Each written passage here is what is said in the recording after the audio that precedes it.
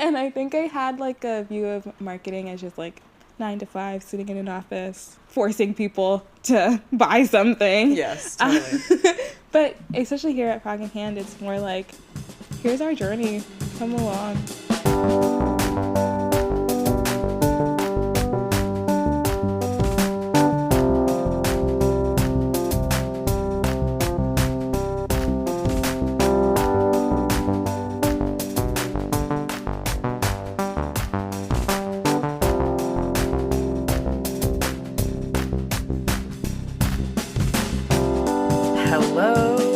Welcome to Artversations, a meditative conversation about the artistic process.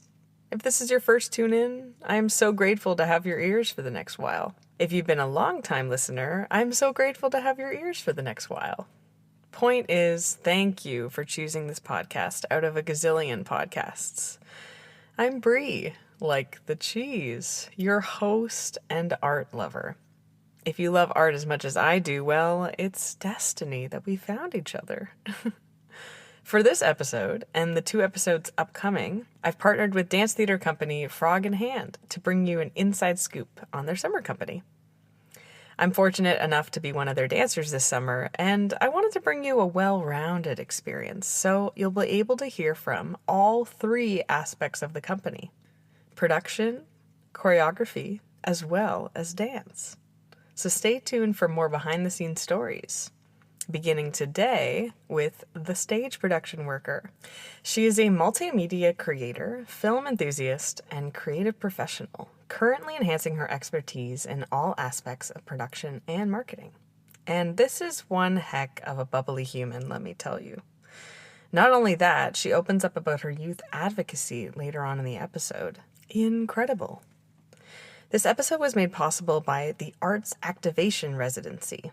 The Art Shelter is a new home for Mississauga-based dance theater company, Frog in Hand, located off-grid in a geo-desic dome. So please keep in mind that the rain started to fall during this recording, which I hope will further improve your listening experience. Let's settle in together and learn more about the summer company. Here is an hour with Jada Wallace. That it's been 3 weeks already is like blowing my mind. Like, and I can't tell you if I think it's been shorter or longer. No, totally. 3 weeks of like packed stuff. Yes. And every day the dome was different. Yeah. The weather was different.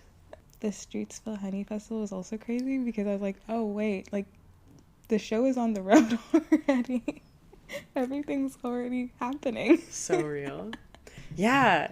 The first week was kind of a soft launch. Yes. But then second week was like a hard launch. Everything's going on.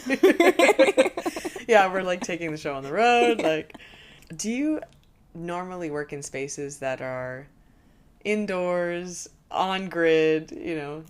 Yes. So how is it to be off grid? I love it, actually. I think that every day is definitely different. But that's good. I think I am more used to a schedule.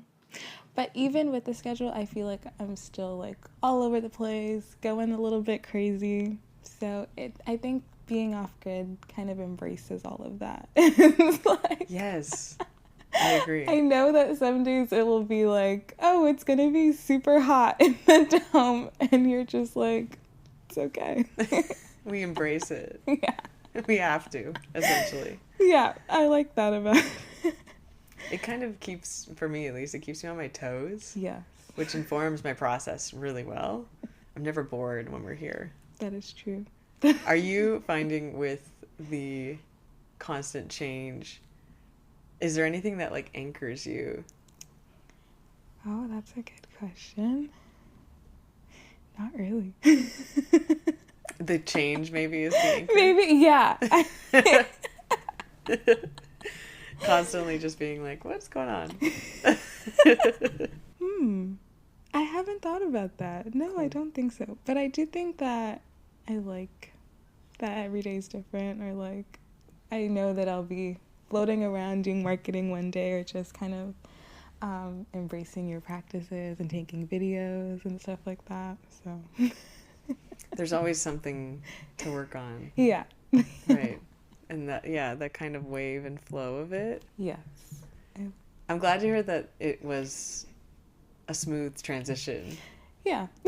Like we just went right into it and you're like, cool, yeah. I'm trying to think of like our first day. Our first day, oh, well, we had a day online first, just chatting about how everything was going to run. And Colleen was just like, you're kind of going to be doing everything. Anything and everything. You are our, like, the singular force of production. And anything else that needs to get done, I guess. Yeah, but I like it. So I was, like, definitely ready for that. First day we went to the storage. We just started pulling things out that we thought would be helpful. And we got acquainted with the space and the heat in the dome. It's rough sometimes. I think my favorite part is like Wallace and Bridget. The dogs. Like a little piece of home. I agree. It feels great to be outside a lot. Yes. That is something that really enticed me about the work, you know? I love the summer. I love the heat. So, you know what's so funny? This is so random. But the first day after the Streetsville Festival, I had to take everything home. And there was a bug on one of the shirts. I probably shouldn't say that, so no. No, I love it. The secrets of Frog in Hand. We have bugs everywhere. Yes. And I was like, oh my God, because I was like holding it close to my body. And I was like, no, what if there are bugs everywhere? But I only saw one, so I just like flicked it off. And I'm usually not good at laundry, so taking home everything and being extra careful was great. And I learned how to sew also on like the second day. No way. I practiced sewing buttons onto clothes. Nice. And Noelle was so great. She's just like, yeah, you're doing amazing. And like really sharing the passion of sewing with us. But I haven't had to so far, which is great because I'm not that good at it. Someone like Noelle Hamlin, who just is like a jack of all trades, I feel like would be very caring with the sewing lesson. Yeah. We were like out in the sun and I was just like, maybe I could do this. So that was day 2. Yeah. You're like, I'm sewing. Yeah. Wow. Oh my gosh. So that was definitely a part of our conversation about taking care of the clothes and just making sure that they last and not being like we have to throw something out just because something happened while dancing. Like rip pants. Like shout out to Deja for completely ripping. I was like completely shocked.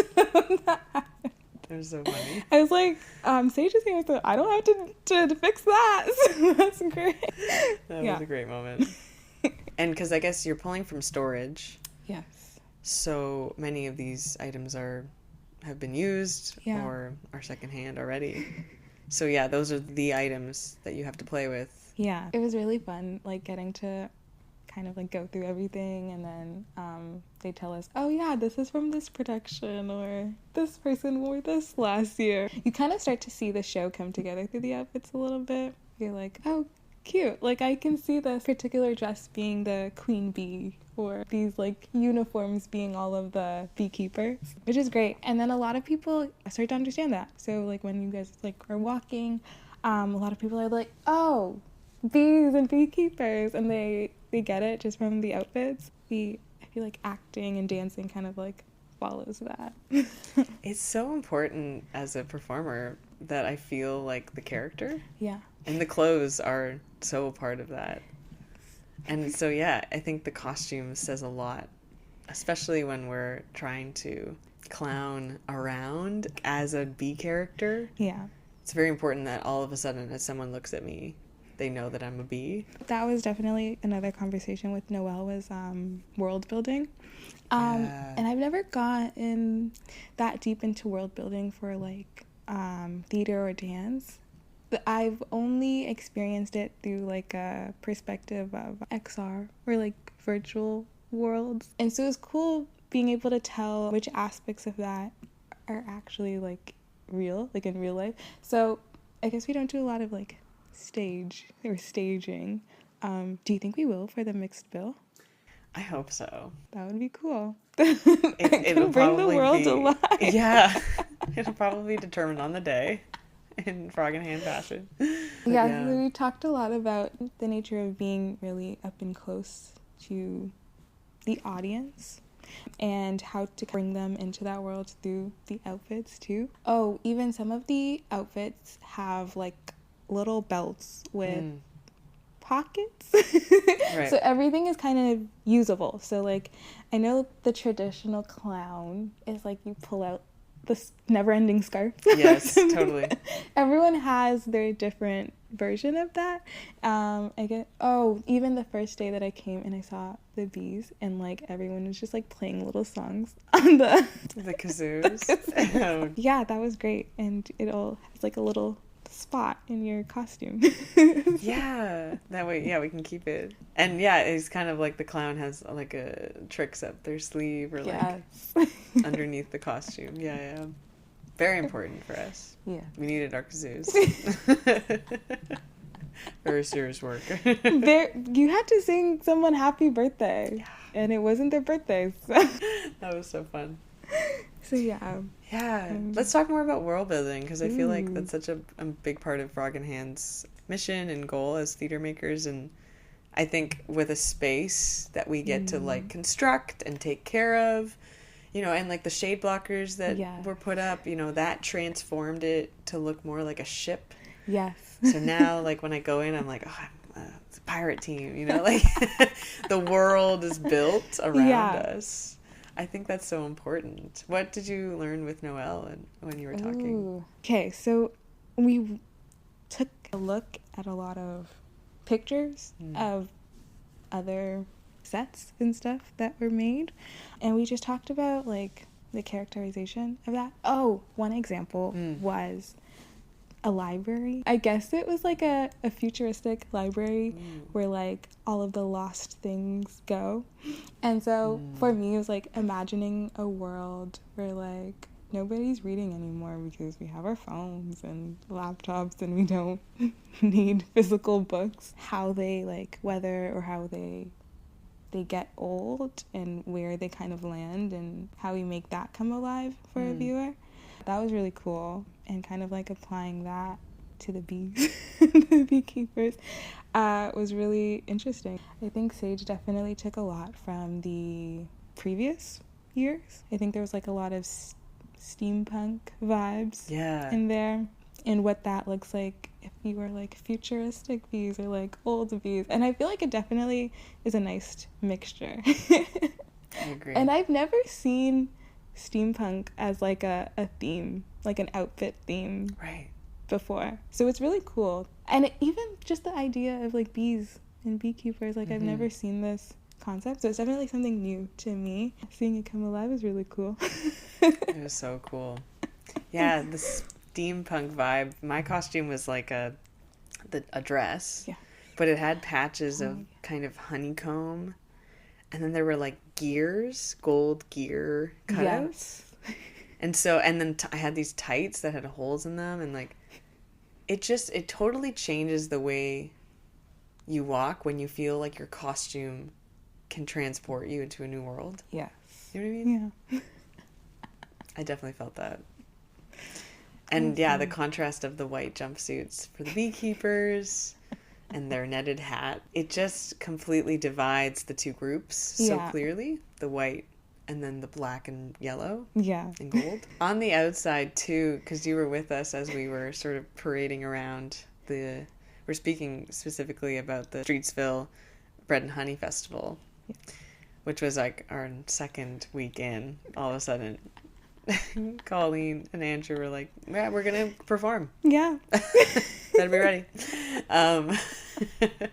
Which is kind of fun. I love that we just kind of dove in. But as you were observing, what did you notice about audience members, like their reactions? Were they transported into the world with us? What did you notice? I actually loved looking, specifically the vendors, as like everyone was walking by, because I think for adults, they're like, this is so silly. So silly. So you can see from their faces, they're like, what is going on? Seriously. But yeah, no, I definitely noticed that. They were like a little Definitely interested, but more in like a funny way. I don't know. And then some kids were scared. Yes, terrified. Which I feel like we've done our job to, as soon as they see us, that there's a reaction. Yeah, you know? there's always like that. And then their eyes like kind of trail with you and they're like, where are you going? What are you doing next? Yeah, they want to follow this crazy group of kooky people. And then it was also great to have like you and Sage and Colleen and Alice and Andrew to just kind of like be our normal human crew, like so we didn't look like we were like lost. Yeah. That was very important. I think we were just kind of like trailing there with the bubbles. I don't know. I feel like it's a part of your presentation. I love when like everyone just stops and like starts playing with the bubbles, like popping them or like allowing it to change their movement. I was like, this is so cool. Yeah, the bubbles. That's a very important job that you do, blowing bubbles. And I mean that very seriously. Because I also think it's a reminder of silliness, playful, you know, childish wonder of like the bubble. And it's also something to look at. Yes. It's like all of a sudden, you know, you look at a bubble because it's interesting to look at. When is it going to pop, you know? Yeah. So it's also, I think, a tool in which we get audience members to see us. Yeah. You know what I mean? Yeah, I think it like travels with you, especially when we're like behind and the wind is blowing in the right direction. I think it draws the viewer's eyes. Absolutely. With the improv as well, which is a different setup where we've got the chairs sort of making our stage. A similar question, like audience reactions. How did you get folks to come and join if they did? At the Streetsville Festival, I think people were a little bit more open to it. I think a trend is that people like to kind of stand and look. I know we talked about this a little bit today, was that I think they're a little nervous to sit there. Oh, I think at the festival there were like a group of teenagers who were just like, they just sat down and they were ready for it. They were taking it all in. Right away. That was cool. But there were a lot of people who kind of like sit around and I'd just be like, we're Frog in Hand, a dance company. I mean, they were very receptive to like hearing that. And then they're like, we're good here. We're good to stand here and watch.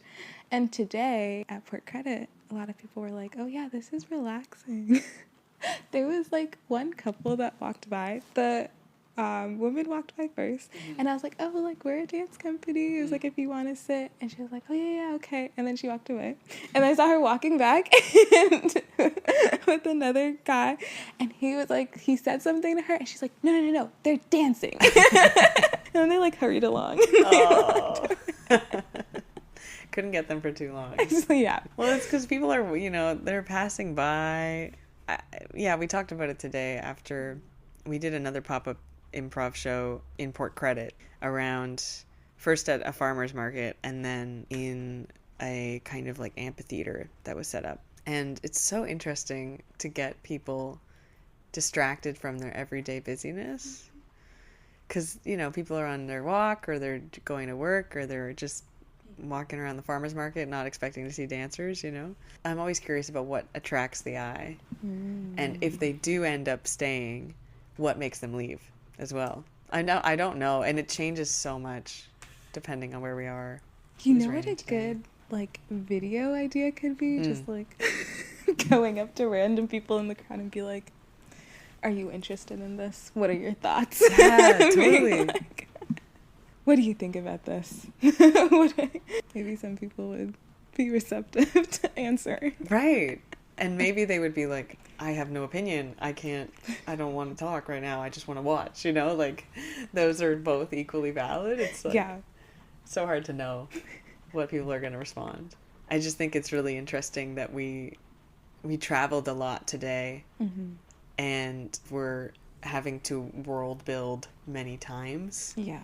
And like, okay, new spot. Okay, well, what can we do with this new surrounding, you know? Yeah, I think even the stools that we bring around, deciding whether you want like a circle or an open space, or like today someone was like, where's like the front? And we were like, realistically, anywhere you stand is the front. Right. And I find that also, sometimes in my head, I think you're like gonna go around in circles, which you do. Sometimes all of the dancers make like a nice circle around each other. But then sometimes it's like a line or like different shapes of your body, and I like love that. Like, Thank you. That's so lovely to hear the observation of that. I never know when it's going to happen, but it does. someone will just like stand, and then someone will come and be like, this is where my shape Yeah, totally. We're all just like, okay, new idea. Cool. Yes, and. Yeah, today was interesting. The rain probably affected it a little bit in terms of our number of audience members. And you quickly saved us this morning by grabbing all of our costumes, even though your call time was at noon. And I think like we could have done it without the costumes, I suppose. But the improv score costumes are all colored. Yeah. And I don't know if you've noticed anything about what the colors, how they've been grouped together. Have you noticed anything about that? I love the like red and pink vibe. I'm like, every time I see it, I'm like, yes. There's like 3 people in red and 2 people in pink, something like that. But I love when it all just comes together and it looks really uniform. And then in my head the other day I was thinking like, what if everybody was in like a different shade of that color? Ooh. Then I was like, even today it was kind of like personified when Here Comes the Sun came on. Yes, Taylor was in yellow. Absolutely. Yes. There's definitely a space for each color. And even sometimes you'll see like a different mix of colors and you're like, oh yes. That is like pleasing to see both of these colors dance with each other. Yes. There are many moments, because I was in red today, which I'm usually in blue/purple, but I felt like I needed to go up when another red person was up, just to kind of like fill it with red. And then like a pink would come up and we're like, oh, what is this pink doing here? You know, like it again, it helps to inform, even though the improv is less about character, but it actually does allow us to then jump into a character scene. Yeah. Even with just the color of the costume. So it really helps us to have those monochrome outfits. Yeah. Just to establish some kind of difference between us sometimes. That is true. I think definitely people's eyes gravitate more towards y'all because of the colors. Right. Are those colors specifically chosen? No, I think you'd have to ask Sage. Cool. I was there when we picked out some of them, and it was honestly just because we were like, oh, this is bright. I like this. Makes sense. And then Sage went ahead and put everything else together. Cool. Yeah. He just liked the vibrance.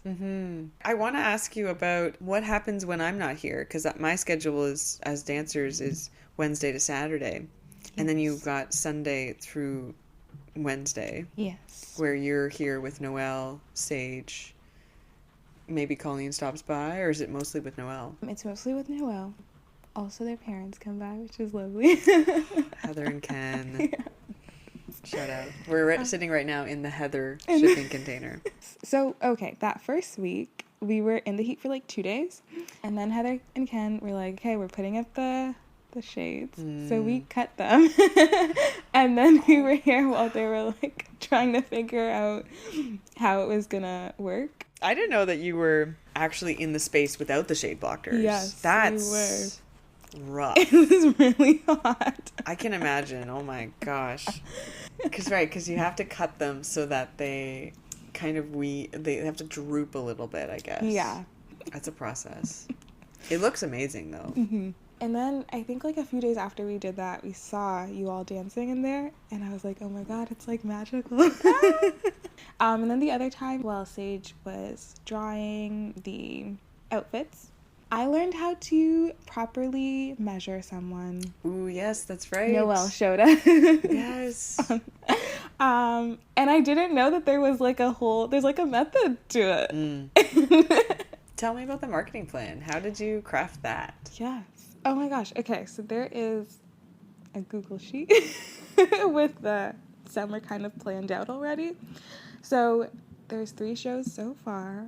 So I decided to plan kind of like marketing around what was already planned. Oh, funny enough, I had a marketing plan that included a show day post schedule. Oh, yeah.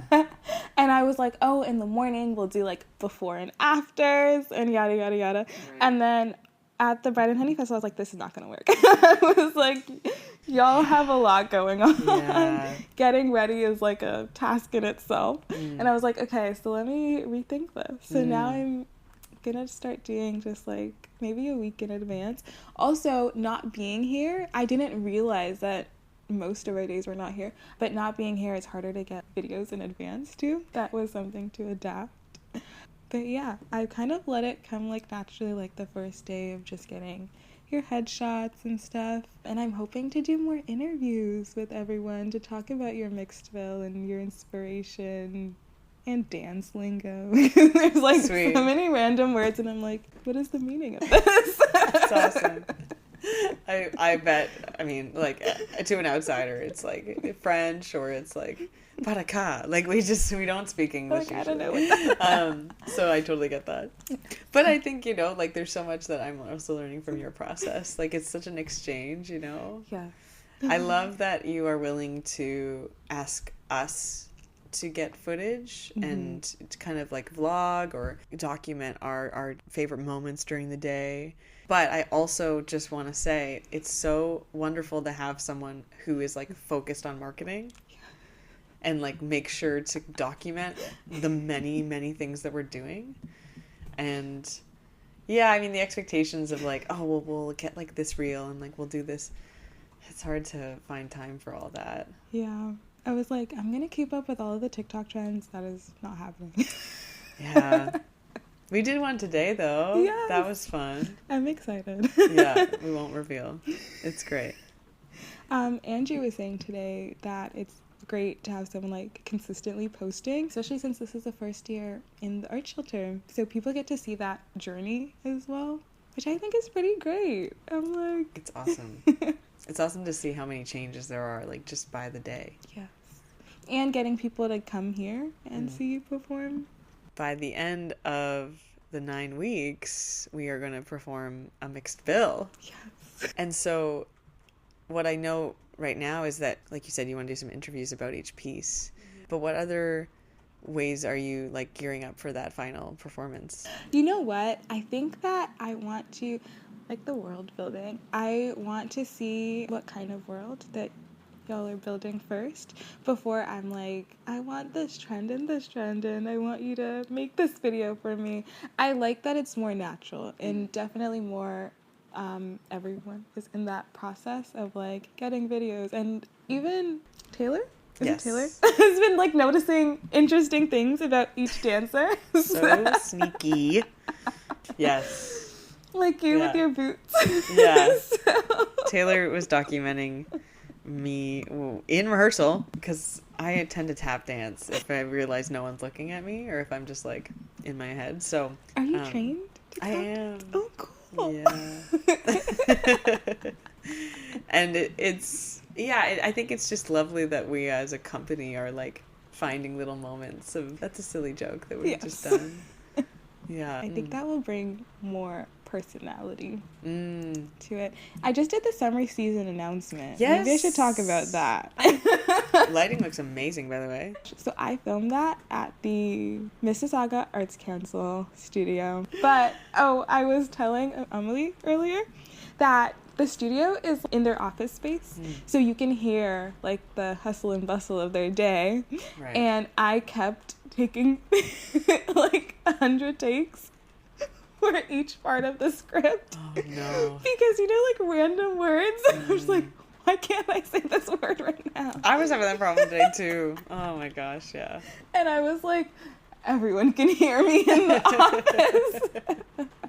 Oh, that's another thing about marketing. They will be helping. That will be amazing. Good. More so with, like, getting the word out there to the rest of Mississauga. And I might use that space more often. Cool. I think, actually, originally I saw Colleen's videos from, like, the past few years, and it was, like, outside or just, like, filming.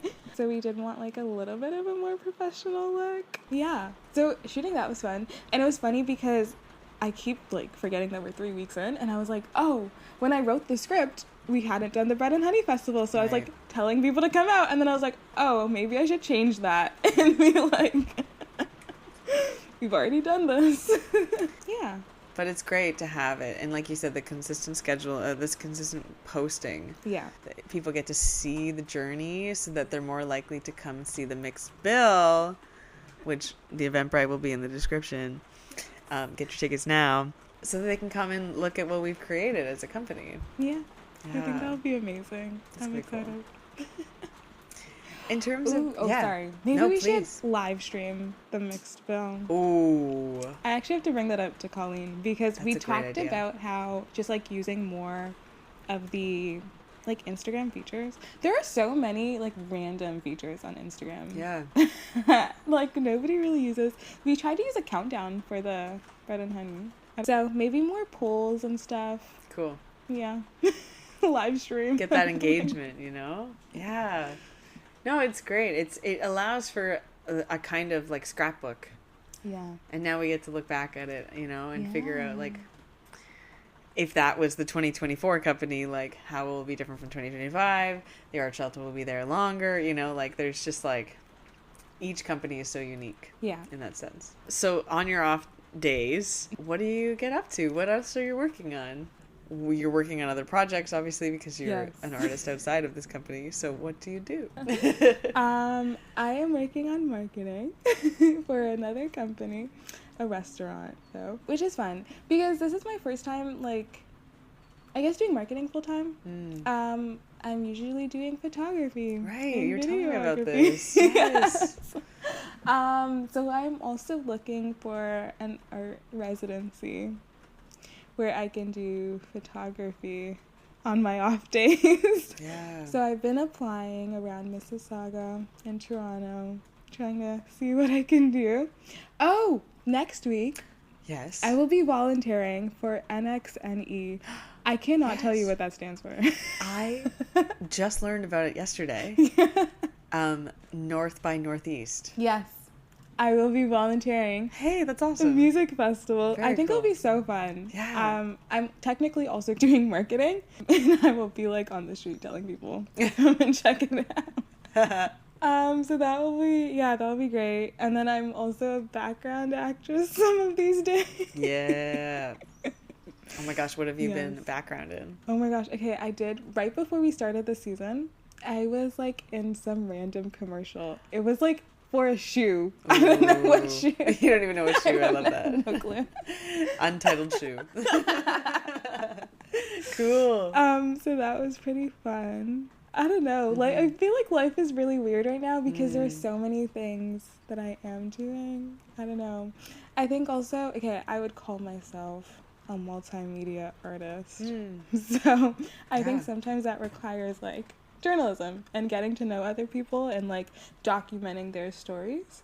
And then sometimes that's just like being super creative and getting in the studio and taking random fun photos. It's always changing. Totally. I'm also a production assistant on the sets as well. Nice. Yeah. Well, you were saying that what you have learned from videography, photography applies to production in a lot of different ways. But also, it sounds like you have a lot of different skills. Yes. That really allows you to be kind of whatever people need. Is that a fair way to describe you? Like, when I think about multimedia, you know, like, there's so many different ways that could be described. And I think in itself, that is a skill that you are, like, open to just being able to serve whatever is needed in the moment. Yes. I am very malleable. I'm very much like go with the flow, all over the place, which I love.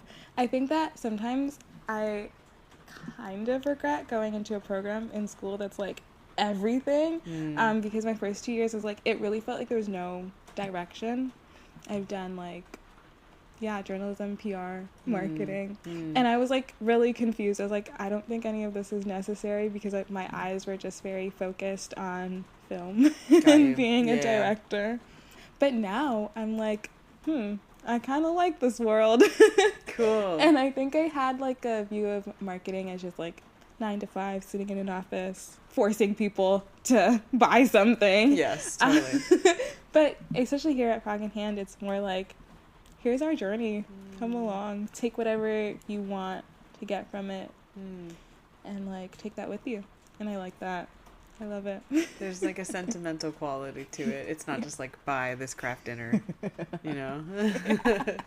And I love craft dinner, don't get me wrong, but sometimes I'm like, stop selling me things. I really hope that people who see the Frog in Hand Instagram are just like, I like this. Like, this looks cute. You know? Like, you know when something really stops you on Instagram and you're absolutely. Like, cute. Maybe I should check this out. I hope that's what happens. Me too. Because we're off grid, we're kind of out of the way of people. Yeah. But there have been some people who've just passed by and they're like, what is this? It's like, you made it. You found us, you know? Yeah. That's really great that I didn't realize that you were interested in directing too. Yeah. Is that sort of something that your end goal is, or dream job? I think so. I love that. I think that's what I want to do. Cool. Yeah. I got interested in high school. So TIFF had like this program in my community center, and I was like always in my community center. There's just, the library was there, so I was there. Nice. I was like, I didn't want to be home. So yeah, one day they were like running this program, and I was like, you know what? I'll sign up. I'll do it. And we made a documentary actually about like us and our parents and like, like the generation gap. And it was the first time I was like, oh, I'm not the only one who has like parents who just do not understand. Like they just don't get it.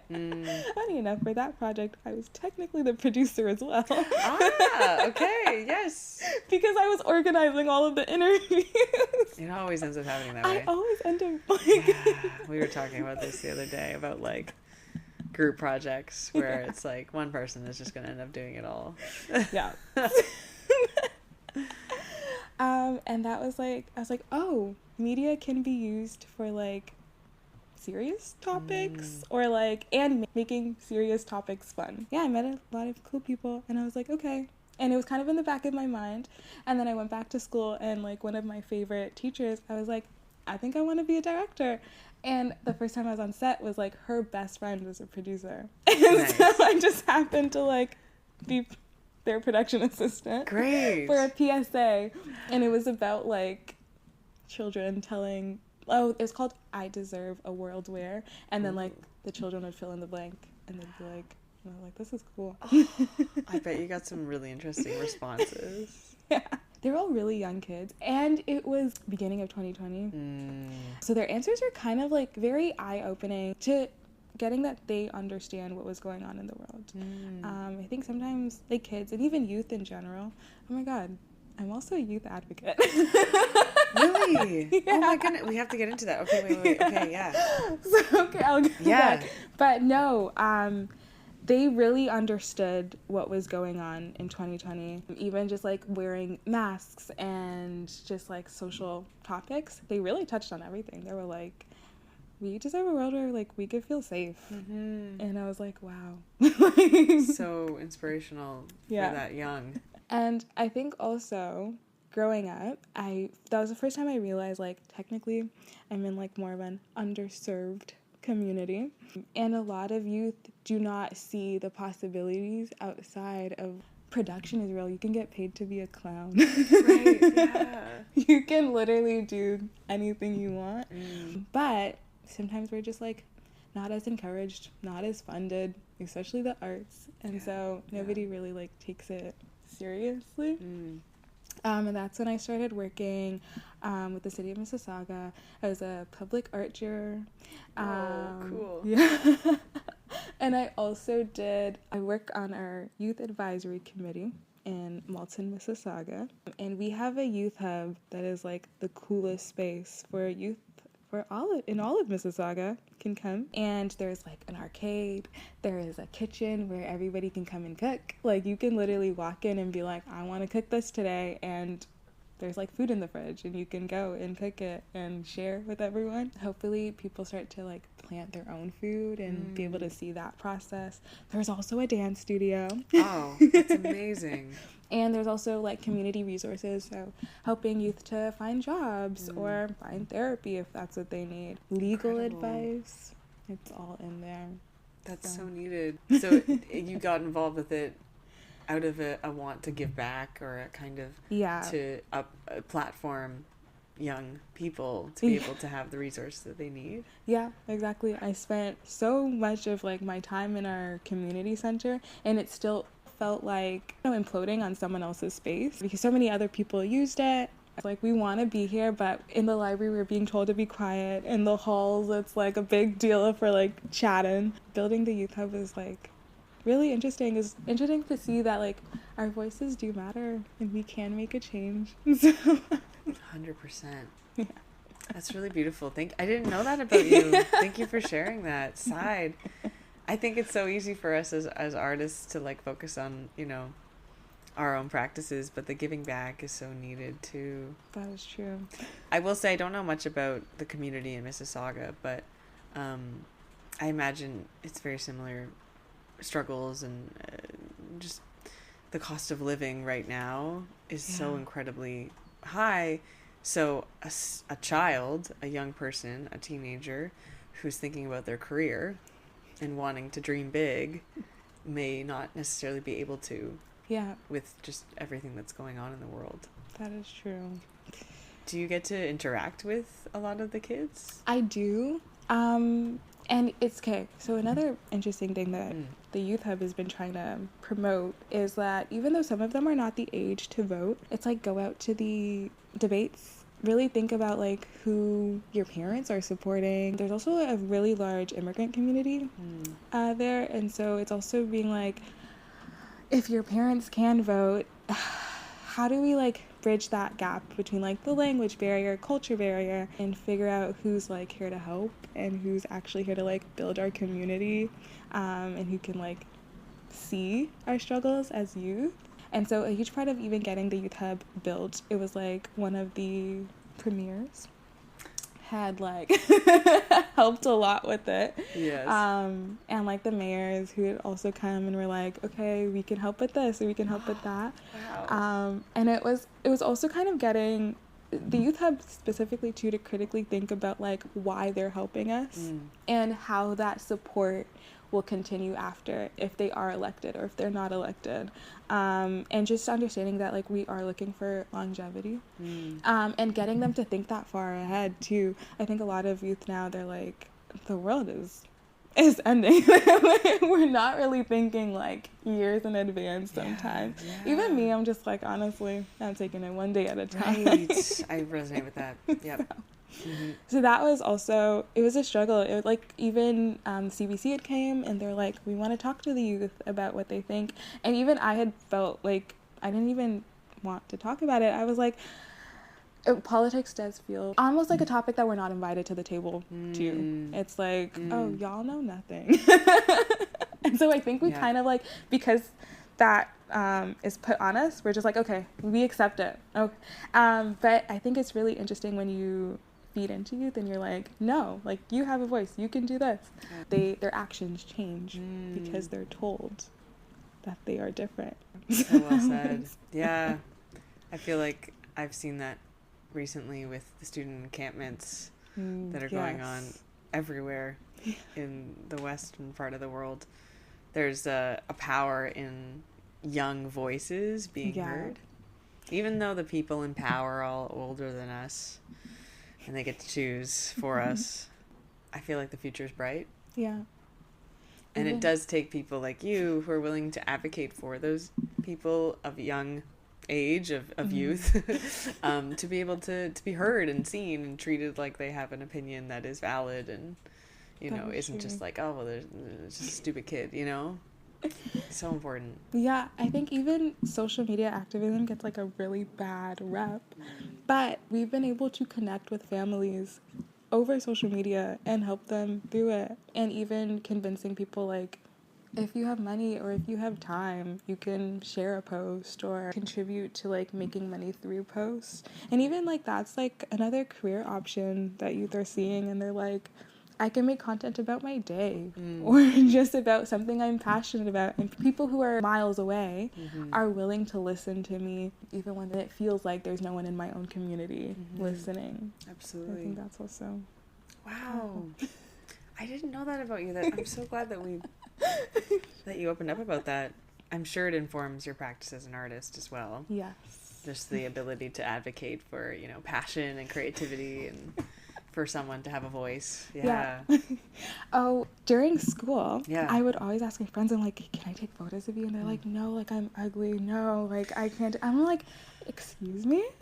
What are you talking about here? That self-critic voice. Just getting them in the studio and getting them to change their mind about how they view themselves was like, there is power in a camera. Yes, like, absolutely. I really, really loved that. That was like, it was the best part of just getting like my friends in there and we're just chatting and I'm like, I love this photo. There's beauty in the candidness of someone just being and existing.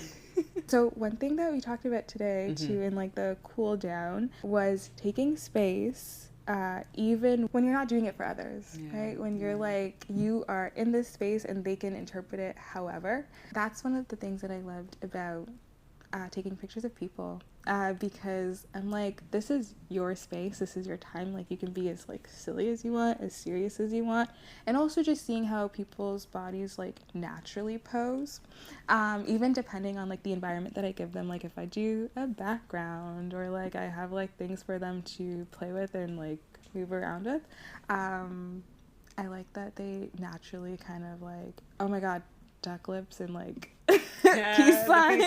Totally.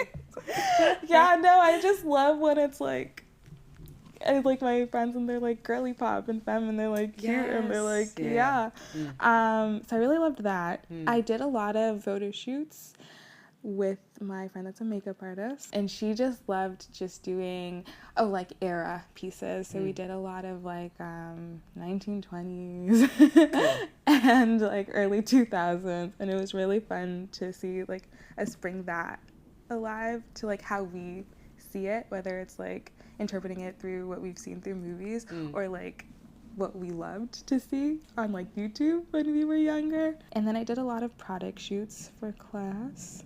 Let me think. Oh, one that I got to do that was really interesting is I actually kind of forced a restaurant to make me take pictures of their food.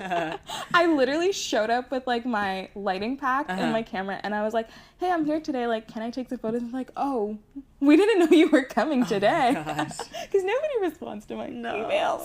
I just showed up and they're like, can you come back tomorrow? And then I actually came back and they were like, they had all of these like different pieces for me to like play with, and it was Jamaican food. And I realized I was like looking for inspo pics, and I was like, there are no good professional pictures of Jamaican food. It's always like, I love just like going to my auntie's house and when she like makes me food, and I never really take a picture because it's all just like food. Right. But getting like professional photos being taken, or like Jamaican cultural things, putting that into a professional setting for photos was like very interesting to me. I was like, oh, I really like this. And then just like random objects.